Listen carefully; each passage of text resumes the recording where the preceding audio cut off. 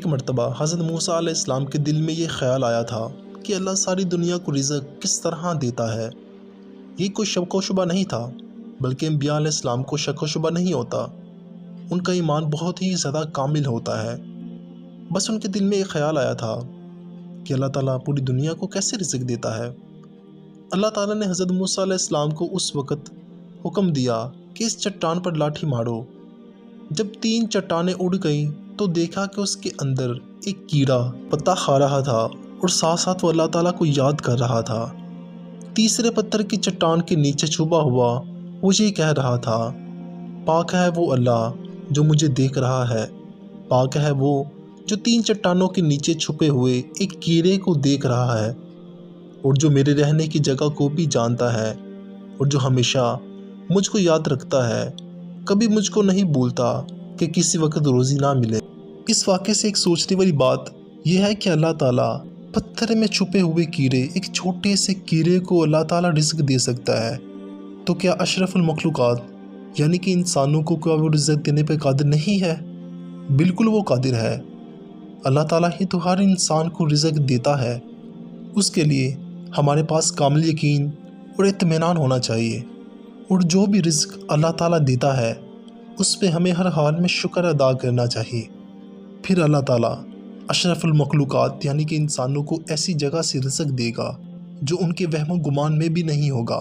تو اسی طرح تفسیر میں ایک اور حضرت موسیٰ علیہ السلام کا واقعہ ملتا ہے کہ حضرت موسیٰ علیہ السلام بکریاں چرا رہے تھے، ایک بکری ان کے ریوڑ سے بھاگ گئی۔ ان کو پکڑنے کے لیے حضرت موسیٰ علیہ السلام دوڑے، وہ بھاگتے بھاگتے میلوں دور چلی گئی، اور حضرت موسیٰ علیہ السلام لاٹھی کے ساتھ اس بکری کے پیچھے دوڑ رہے تھے۔ کانٹوں سے آپ کے پاؤں مبارک لہو لہان ہو گئے، اور بکری کا بھی یہی حال ہو گیا تھا۔ یہ واقعہ حضرت موسیٰ علیہ السلام کو نبوت ملنے سے پہلے کا تھا۔ تمام کانٹے چبھ گئے، ان کے پاؤں سے بھی خون نکل رہا تھا۔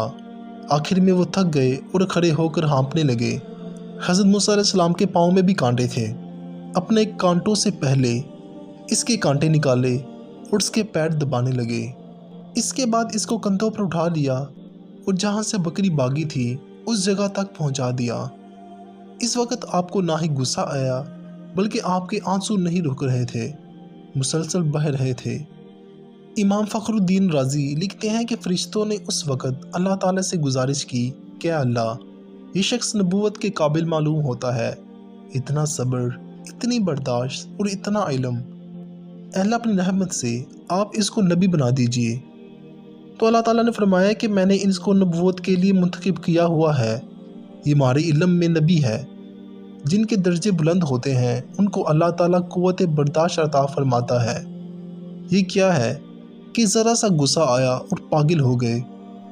حضور اکرم صلی اللہ علیہ وآلہ وسلم نے فرمایا، پہلوان وہ نہیں ہے جو کسی کو پچھاڑ دے، بلکہ پہلوان وہ ہے جو غصے کے وقت اپنے نفس پر قابو رکھے۔ اس کا سیدھا سیدھا مطلب یہ بنتا ہے کہ پہلوان وہ نہیں ہوتا جو غصے میں آنے کے بعد لوگوں کو مارنا شروع ہو جاتا ہے، بلکہ پہلوان وہ ہوتا ہے چاہے جتنا مرضی اس کو غصہ آ جائے مگر پھر بھی صبر کرتا ہے، برداشت کرتا ہے۔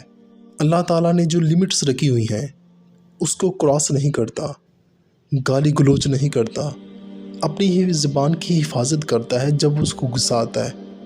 اصل میں اللہ تعالیٰ کے نزدیک یہ آدمی پہلوان ہوتا ہے۔ مجھے امید ہے کہ میری بات آپ کو سمجھ میں آ گئی ہوگی۔ اگر سمجھ آ گئی ہو تو اس چینل کو لائک کریں اور اس ویڈیو کو بھی لائک کر لیں۔ جزاک اللہ۔